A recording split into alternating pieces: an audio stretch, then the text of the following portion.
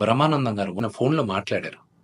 ఆయన చెప్పడం, "అరేయ్ విష్ణు, నా ఫోటోస్ చాలా మీమ్స్‌లో వాడతారు. నేను ఎంజాయ్ చేస్తూ ఉంటాను. ఏదో సరదాగా చాలా విషయాల్లో వాడతారు.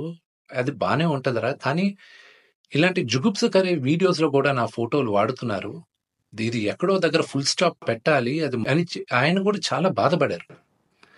మై సిన్సియర్ అపీల్, యూట్యూబ్‌లో ఇలాంటి వీడియోస్ ఏసే వాళ్ళందరికీ, ఇలాగ ట్రోలింగ్ వీడియోస్ ఏసే వాళ్ళకి, హీరోయిన్స్ పైన అసభ్యకరంగా మాట్లాడే వారికి, ఈ వీడియో వచ్చిన 48 గంటల్లో దయచేసి ఆ అసభ్యకరమైన వీడియోస్, కామెంట్స్ దయచేసి తీసేయండి.